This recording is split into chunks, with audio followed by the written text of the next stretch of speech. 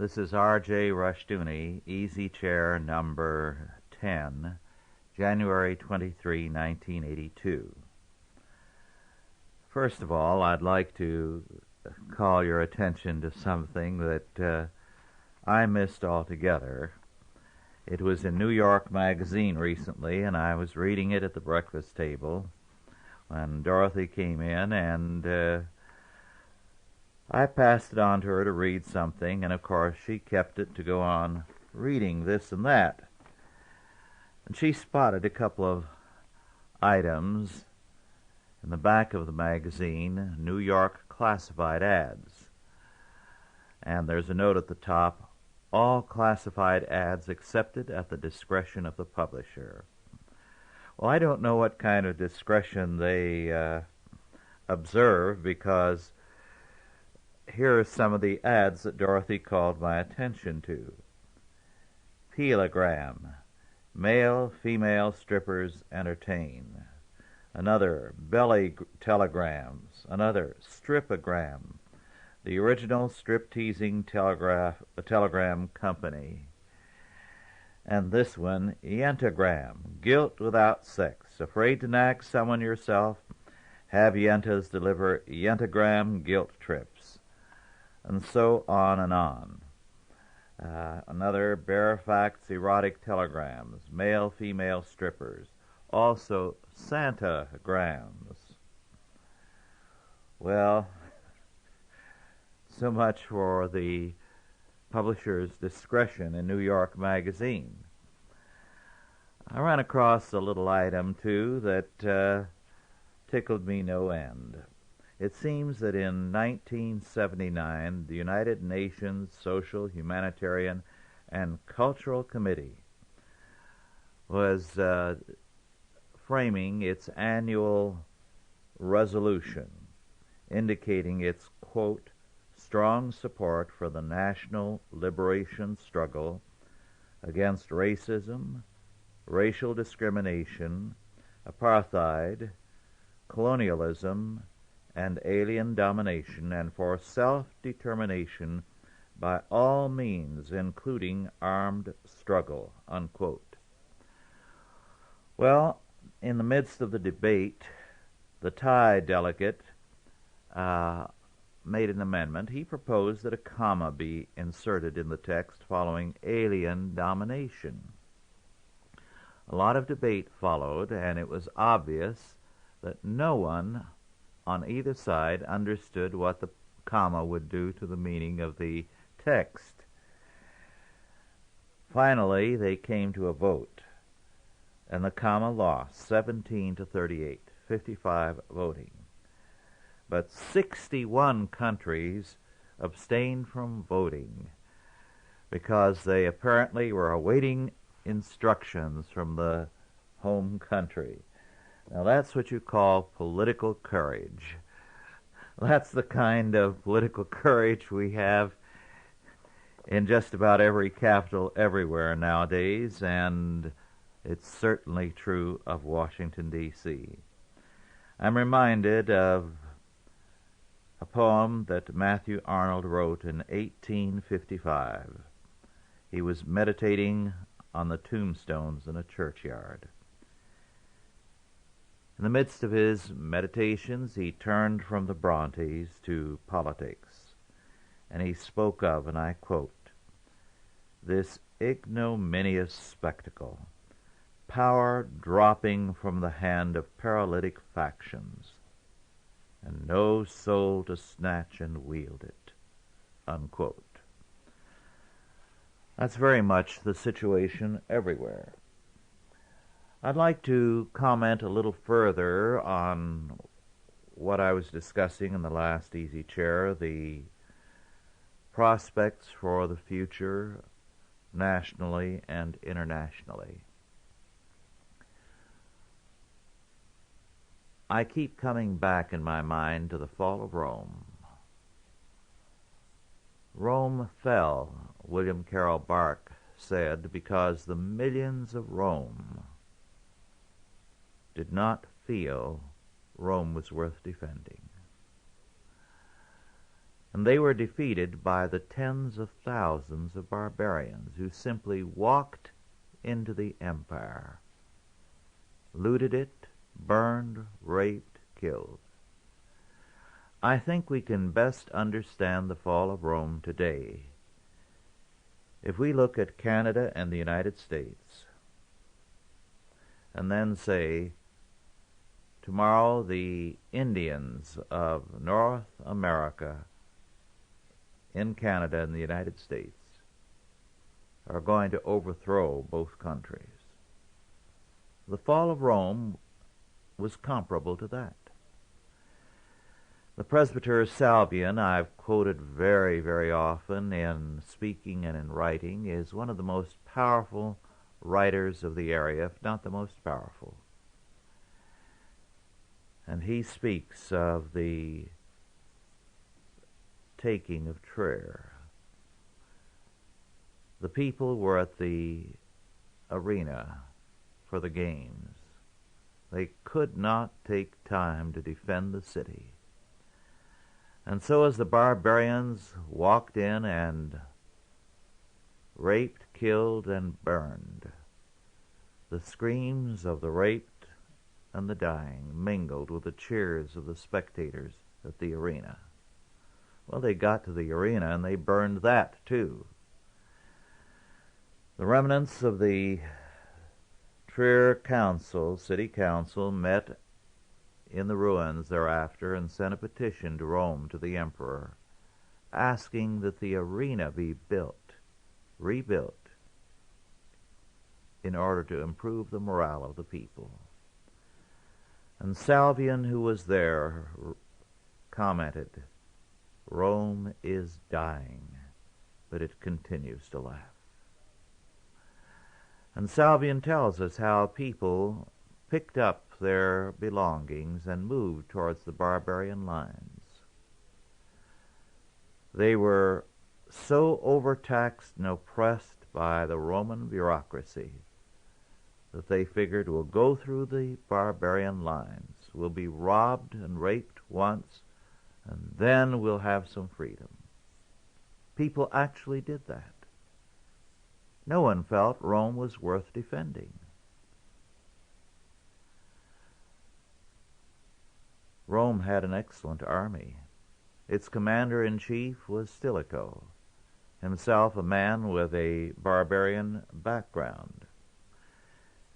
A good many of the recruits in the army were barbarians, and they were prouder Romans than the Romans themselves.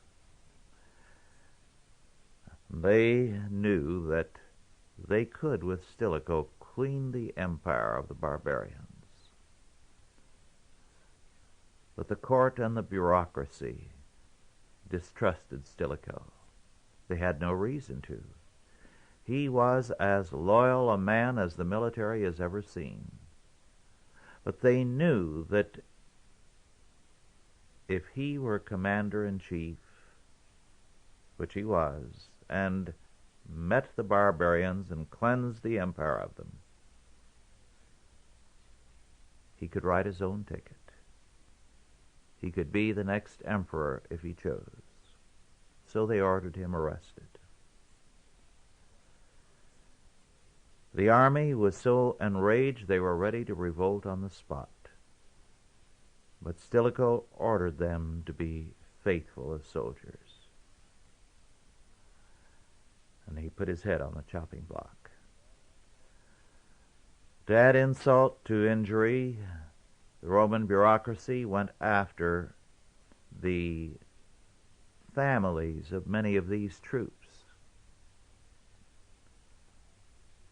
feeling that perhaps if we make virtual hostages of them, we can retain the loyalty of the troops.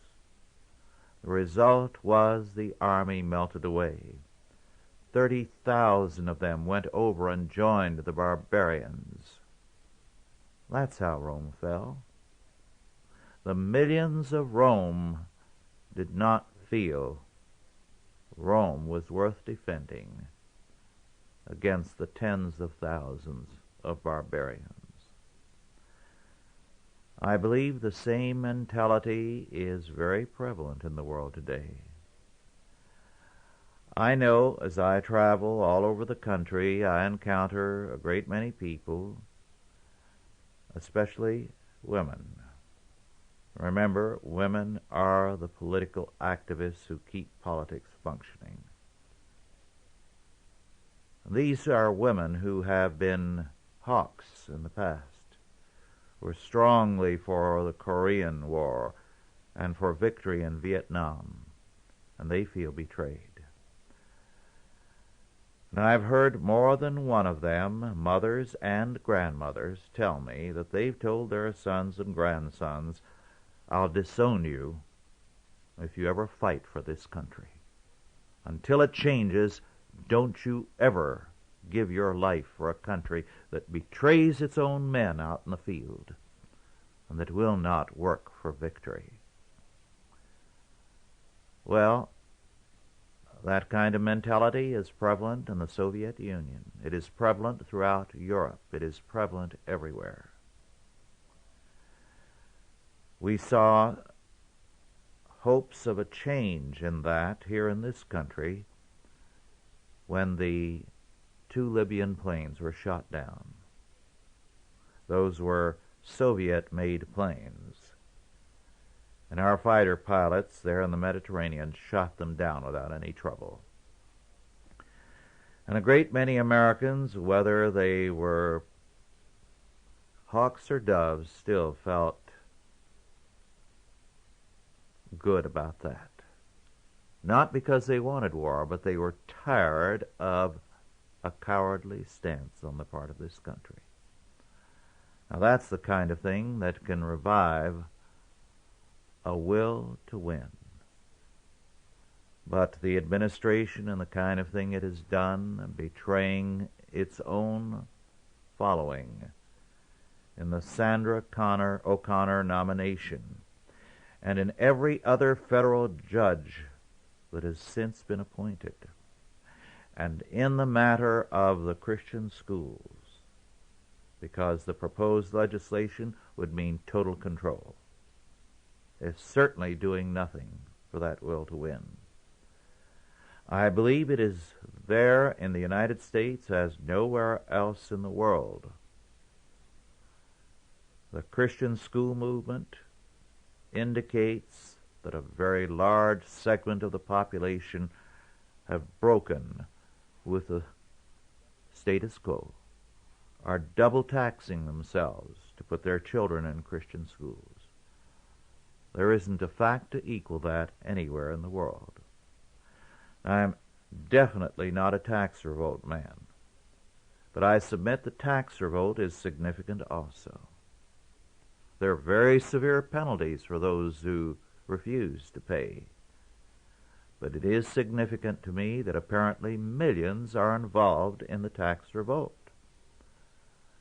We have here in this country the most tremendous reservoir for a strong and a virile nation. But the men at the top are working to destroy it. And I would say the men of the press, too. Now, as you all know, Otto Scott is one of our number and a very brilliant and able man. He has written a review which appears in the January-February 1982 Chronicles of Culture, put out by the Rockford Institute, 934 North Main Street, Rockford, Illinois, 61103. If you enjoy book reviews, I would say there is no other publication in the United States that even remotely compares to the Chronicles of Culture. It is simply a reviewing a journal. Now, Otto Scott reviews a new novel, Thomas Fleming, The Officers' Wives. This is a book about some officers and their training. their careers, and their wives. Let me quote some portions from Otto's superb review, and I quote, "Innumerable sketches, scenes, and observations make it clear that the novel depicts a nation sans subtlety of feeling, sans honor among men, and pictures women as suitable for better men from a better culture." That message, however, like many other themes in the book, is subliminal and implicit rather than open and expressed. What is expressed is a persistent disdain for what might be called Americana. To say that this sort of writing does a disservice to the American society and culture is to understate the case. Writers like Fleming absorbed the attitude of Sinclair Lewis as easily as if they were air. After all, Lewis was only one of a long parade. His predecessors and intellectual heirs stretch as far as the eye can see. They infest Hollywood and television. They hog the book lists. They clog magazines. They occupy the lecture stage. They posture before students. They spread the universal myth of that species they have invented, Americanus fatuus. Travelers abroad meet that myth at every turn with numerous variations. If one is male, he is told that American women are nymphomaniacs. One learns that we prefer musical comedies to dramatic plays, digest to books, insults to compliments. There is no region on earth, no place too barren for its inhabitants to sneer at Americans as recipients of God's mysterious bounty, rich but incredibly stupid, prosperous without merit, winners without brains. Cultural contempt for the United States is probably the only single subject upon which all other lands and races agree. To say that they can point to our own literature as proof, to our films, newspapers, magazines, and lectures as evidence, is to admit one of the most peculiar problems that ever confronted a great nation. For the myth does not simply travel abroad. It is fed and nurtured here at home. Students are taught American history in such a manner as to create indignation. The Germans have problems with guilt over Hitler, but they can at least point to other eras of their history that are worthy of pride. We have been denied the satisfaction of pride in any area of our history. Writers like Fleming, fearful that there may be some lingering hope for the U.S. Army, will use fiction to make sure that such illusions, if alive, are destroyed. The editors at that great fiction factory, Doubleday, cheerfully agree. There is an agent at work at this very instant attempting to sell this novel to Hollywood and or television. No other country has ever been cursed with such a literature, with the possible exception of France during the last decades of the Ancien regime just before the Revolution. The modern American, for all his tolerance, accomplishments, and charity, must walk about with his back bent as though he represented some low, uncouth set of degenerates. Russians slaughter millions of their fellow countrymen, maintain slave camps, and still they are accepted as a great people. Chinese communists have led massacres, but they are honored in every world capital. How many books appear about the Chinese genocide? How many writers rise in wrath against the USSR as compared to those who find South Africa worse? America seems to be afflicted by an ominous scourge. We have writers who are not proud of us, and we therefore have very few writers of whom we can be proud." Unquote. Well, now, very briefly to economics. A while back I quoted from Hal Bryan's The Hard Money Investor.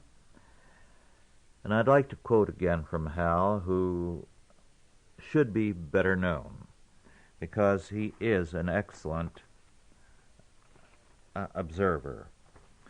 The hard money investor can be had from Box 11, Enumclaw, Enumclaw, Washington, 98022, and it is published monthly for $35 first-class mail.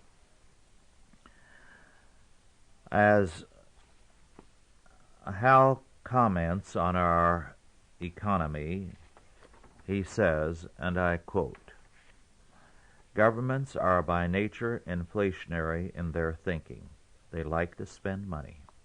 Elected governments are limited in the amount of taxes they can levy and still gain re-election. So they inflate the currency, which levies a hidden tax. When the general price level rises to the point where the hidden tax becomes obvious to the average citizen, governments promise to fight inflation. But government spending habits result in huge deficits, which can ultimately be settled only by fiscal restraint or repudiation. Whether a government repudiates its debt by a series of formal devaluations or by the floating devaluation of continual inflation is more or less secondary. At some point, it will stop the game by repudiating the monetary unit itself and substituting a new one at an exchange rate favorable to itself. These rates may be 100 to 1, as in the post-World War II French inflation, 1 trillion to 1, as in the aforementioned German inflation, or any other ratio you care to name. If true deflation, monetary deflation, were to be undertaken by the U.S. government, the gold value of the national debt would rise. And if such a policy could be pursued until all accumulated inflation were purged from our economy, the purchasing power of the debt would be over $8 trillion of gold. But governments are debtors, and like all debtors, profit from inflation. By deflating, government would pass the advantage to its creditors. Ask yourself if you are willing to pay your creditors several times what you owe them, and your answer will tell you how anxious the government is to follow a policy of deflation." Unquote. Well, Hal has a great deal more to say in this, which is very important and follows on the point he has made in what I just read you. But for the rest of it, read his Hard Money Investor. This is the January 1982 number.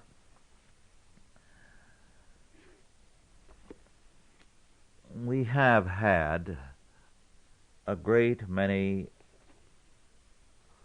books of late dealing with a problem in the public schools, and it is interesting to me that as long as you do not say we need another kind of school, such a book can be relatively popular.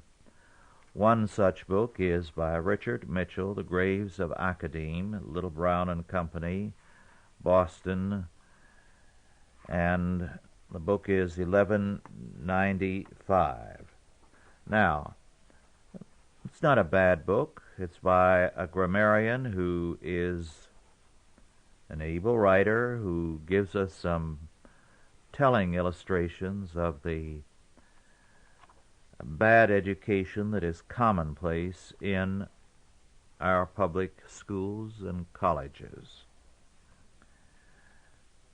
But of course, such books are tolerable and even successful as long as they do not challenge the state control of education. And so things will continue to go from bad to worse, and we will have our Richard Mitchells in each successive generation telling us how bad the public schools are and calling for changes, and nothing will happen except when you create an alternate system. This the Christian schools are doing. This is the kind of thing that offers hope for the future. We are creating a radically different kind of student. Now, very briefly, I'd like to touch on something else which two of our Chalcedon friends turned up, Douglas and Marty Kress from Anaheim, California. A great many people regularly tell us that the United States was never a Christian nation from the beginning. And they cite something from the Treaty of Tripoli, 1796, Article 11, page 1786, ostensibly under the signature of George Washington, and I quote, "As the government of the United States of America is not in any sense founded on the Christian religion, as it has in itself no character of enmity against the laws, religion, or tranquillity of Mussulmen, and as the said states never have entered into any war or act of hostility against any Mohammedan nation, it is declared by the parties that no pretext arising from religious opinions shall ever produce an interruption of the harmony existing between the two countries." Unquote. Now, this is interesting because this appears in textbooks. I heard it cited in class when I was a student at the university a while back, and we are regularly told that this is a matter of law. But what the Cresses have turned up is that it is fictitious. By going to the original text of the Tripoli Treaty, they find that there is no such article. Very interesting fact. It's accepted as a part of an international agreement of the United States in the 1776 to 1949 era, but it does not appear in the original text of the treaty. So much for our secularity back in the days of George Washington. Now on to another subject. One of the interesting books of late, published in 1981, is Nigel Davies, D-A-V-I-E-S, Human Sacrifice in History and Today, published in New York by William Morrow and Company, 105 Madison Avenue, New York, 10016. Davies is an Englishman whose fields are archaeology and anthropology, and he lives at present in Mexico City, has a doctorate from London University, a master's degree from the National University of Mexico. He has written a number of anthropological studies and of late a few somewhat more popular statements of various fields. His book, Human Sacrifice, is a very interesting work. In some respects, perhaps the best statement on the subject. Now, what in the world would be appealing on the subject of human sacrifices? Well, emphatically, Davies' perspective is not that of our own. What he does bring out very clearly, however, despite a great deal of implicit anti-Christianity in his book, is that human sacrifices have had a great deal to do with atonement. That this has been true throughout history, and that they are inseparable from that doctrine. Now, granted, in the process, he abuses missionaries from time to time because they are so upset over these practices wherever they have encountered them over the past generations. On the other hand, when he deals with India and the termination of human sacrifices there, Davies does very plainly state that had it not been for the Christian missionaries, human sacrifice, the sati and other things, would still prevail in India.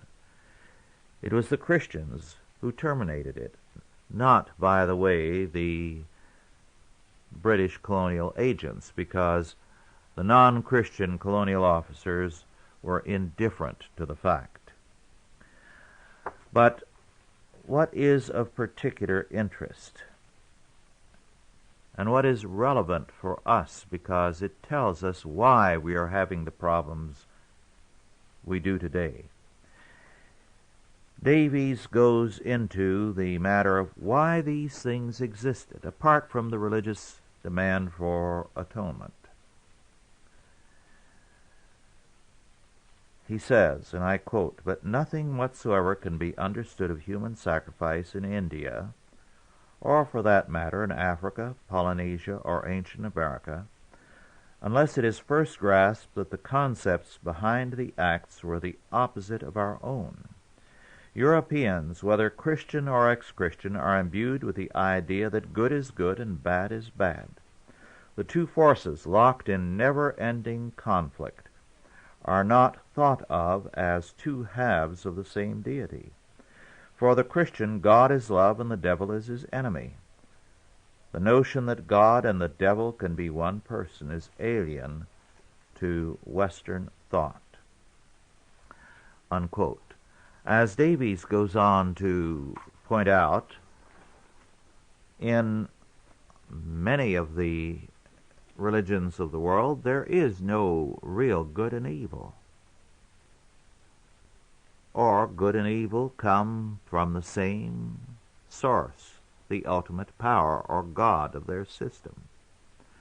As a result, there is no way that you can condemn whatever act of torture, of brutality, inhumanity, or whatever you encounter. All are of equal value. Now, we come to the key point.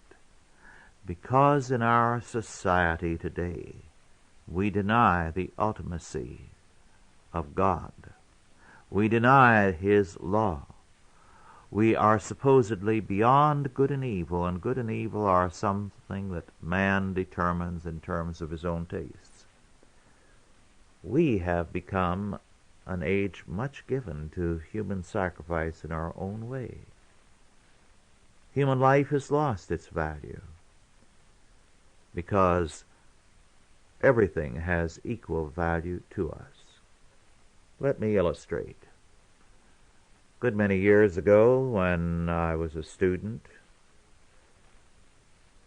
on one occasion I happened to be at a table with a number of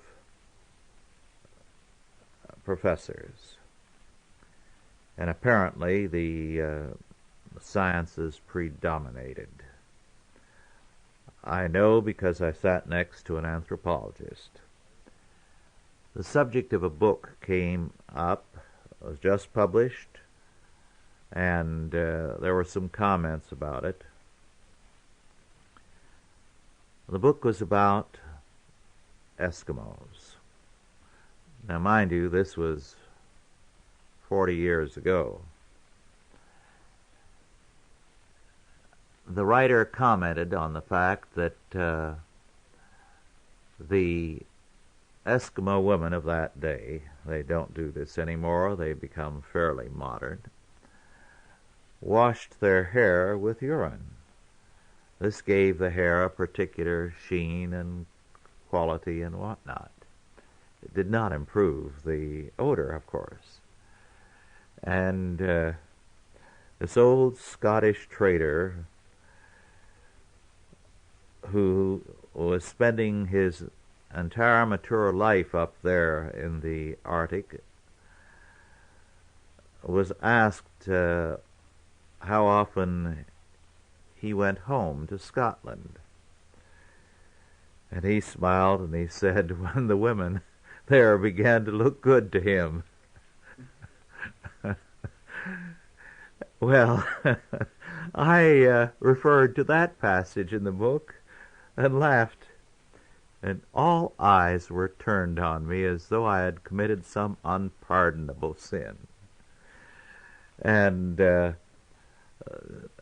were comments flying from all around the table that apparently I looked down on the Indians, or the Eskimos, and so on and so forth. And I said no, but I certainly don't like their practices in this regard and others.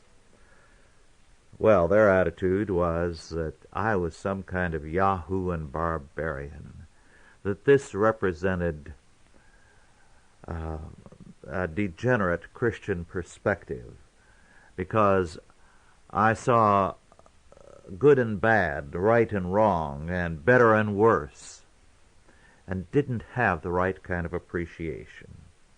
I thought of that a few years ago, by the way, that incident and episode, because they really were very upset with me, and I thought it was very funny, the whole thing, including their attitude, which I thought was much worse than that of the Eskimo women. But one Nobel Prize-winning scientist a few years ago wrote with disdain about the repugnance of various peoples for a particular Siberian tribe, where, I have to mention this, and I'm choosing the best illustration possible to make this point. Any stranger in the village could sleep with any girl he liked, provided he first of all drank a glassful of her urine. And this scientist was very eloquent about how the average American would react with horror to such a possibility and shudder inside at the thought, which to him proved how contemptible we in America are. Now, these attitudes, and I could go on, by the way, with all the lecturing on campus I've done over the past 20, 30 years, and give you endless stories like this, some of which I wouldn't want to put on tape. But you get the idea. We are surrounded in this world by degenerates with academic degrees and togas, who are well shaved and bathed and perfumed, and who profess to feel that no human practice can be disdained or looked down upon. They profess to find all of them acceptable, and because we do not, it proves we are yahoos, barbarians. They do this from a position that is essentially Nietzschean. Man lives beyond good and evil. Well, when man lives beyond good and evil, what's the difference between rape and loving marital sex? What is the difference between murder and being a good Samaritan to someone who is hurt and needs help? There really is no difference from their perspective. Let me remind you of something that I often have called attention to. Walter Kaufman, professor of philosophy, I believe at Princeton, he died about a year ago. In his book Beyond Guilt and Justice, says very plainly that because there is no God, there can be no justice and therefore no guilt. For guilt to exist means that a law exists, a God-given law, and that some things are wrong and others are right. But he says there is no God, therefore there can be no guilt. Similarly, for there to be such a thing as justice and injustice, there must be a God who says, "This is the way, walk ye in it," a God who gives a law, as the Bible. He's very specific. And of course, Kaufman said, no such God exists, therefore there is no such thing as justice, and man has to live beyond such obsolete concepts as guilt and justice. It is interesting, by the way, that Kaufman concludes his book with a full citation of Genesis 3:1-6.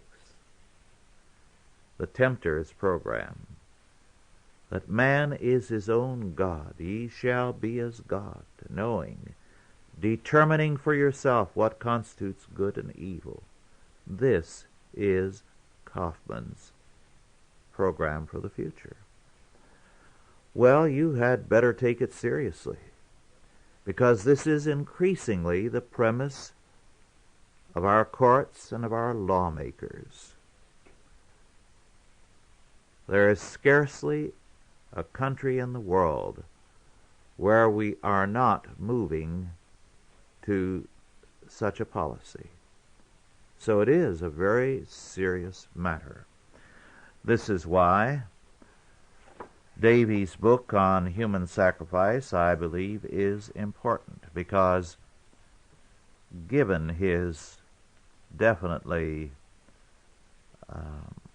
non-Christian perspective, he does put his finger on the problem. When you have no such faith as that as biblical faith gives, you are going very definitely to have a contempt for what we regard as justice, as the sanctity of the individual under God, and much, much more.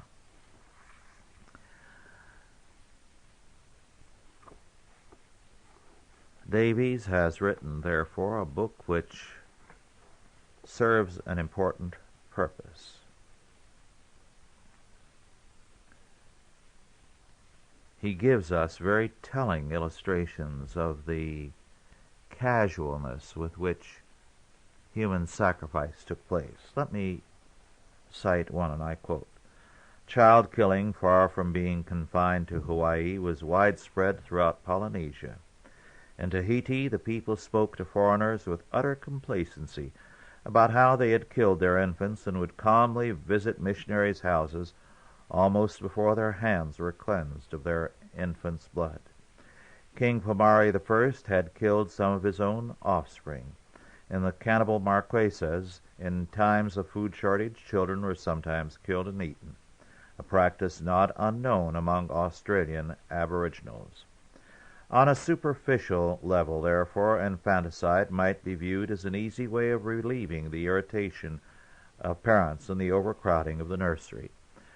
But on closer examination, the practice appears in a very different light, as basic to religion and essential for the survival of society. And the death of a child was believed to give added strength to the living.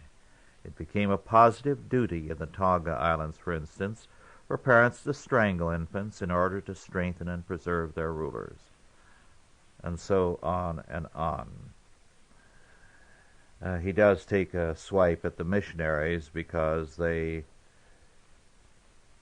told about such stories in such detail.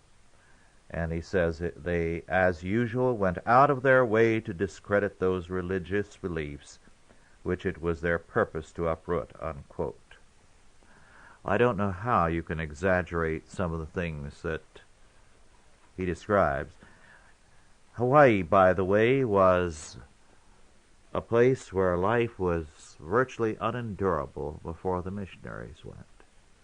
What the kings did and the queens, the nobility, is staggering to the imagination.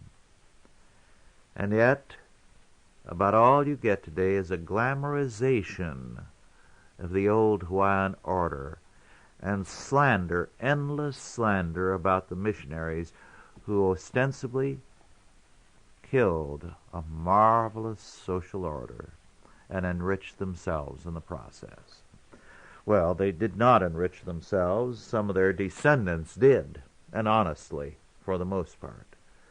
But that kind of thing is typical of what prevails today. So Hawaii is nothing to glamorize as far as the old days were concerned.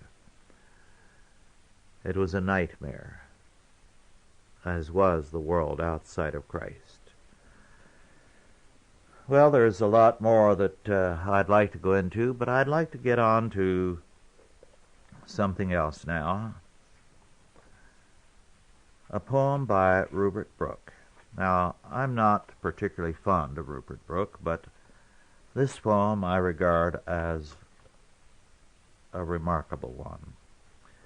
I have very, very warm memories about someone also in relationship to this particular poem. She was a widow, a retired nurse. There was a great grief in her life, and that her only surviving child, a son, a professor, by the way, was married to a woman who was a hellion if there ever was one. It'd be hard to find an acceptable word to describe her. It made it very difficult for her, therefore, to ever visit her son and granddaughter. So she chose to live 2 states away. She chose to ask nothing of her son, although her son and daughter-in-law had an excellent income because she taught also. She lived by herself in a very charming house. The walls were lined with books which were her friends. She was really a very happy woman. She had learned to live with her sorrow and to enjoy life. And then she had a stroke, and it affected her sight. She was blind. She went back into that house with determination in a walker. She learned to find her way about and to cook for herself. She had a neighbor come in once a day to check on her. And a few times she was found stretched out on the floor and unable to get up. She'd laugh about it. She would lie there and relax and repeat by memory the Bible verses she knew and some of the poems she knew by heart and loved.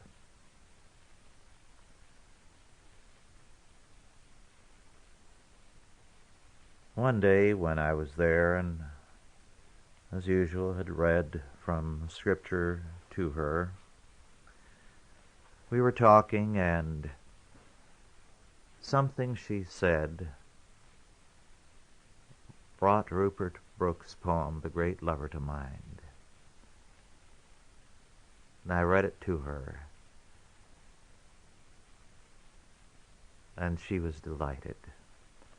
So that every other time that I went, she asked me, "Could you read a little more of that, or all of it, if you have the time?" Let me read it now to you. The Great Lover. I have been so great a lover, filled my days so proudly with the splendor of love's praise, the pain, the calm, and the astonishment, desire illimitable, and still content, and all dear names men use to cheat despair for the perplexed and viewless streams that bear our hearts at random down the dark of life. Now, ere the unthinking silence on that strife steals down, I would cheat drowsy death so far, my night shall be remembered for a star that outshone all the suns of all men's days. Shall I not crown them with immortal praise, whom I have loved, who have given me, dared with me high secrets, and in darkness knelt to see the inarable Godhead of delight? Love is a flame. We have beaconed the world's night, a city, and we have built it, these and I. An emperor we have taught the world to die. So for their sakes I love, dare I go hence, and the high cause of love's magnificence, and to keep loyalties young, I'll write those names golden forever, eagles crying flames, and set them as a banner that men may know to dare the generations, burn and blow out on the wind of time, shining and streaming.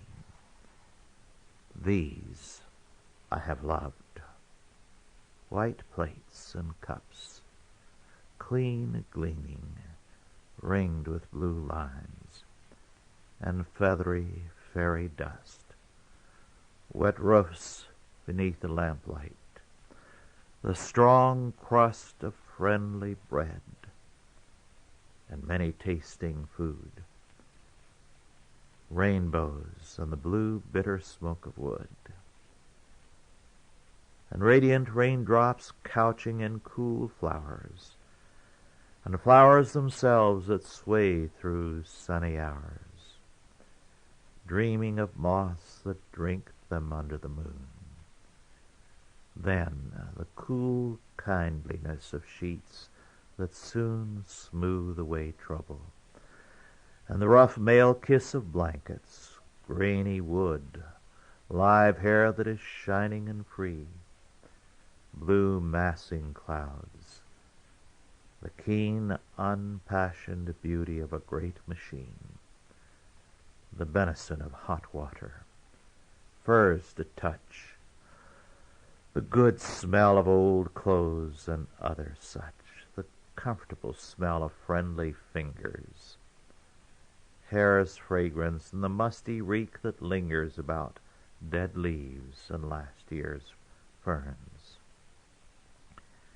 Dear names and thousand other throng to me, royal flames, sweet waters dimpling laugh from tap or spring, holes in the ground, and voices that do sing, voices in laughter too, and bodies' pain soon turn to peace, and the deep panting train, firm sands, the little dulling edge of foam that browns and dwindles as the wave goes home, and washen stones gay for an hour, the cold graveness of iron, moist black earth and mold, sleep, and high places, and footprints in the dew, and oaks and brown horse chestnuts glossy new, and new peeled sticks and shining pools on grass, all these have been my loves,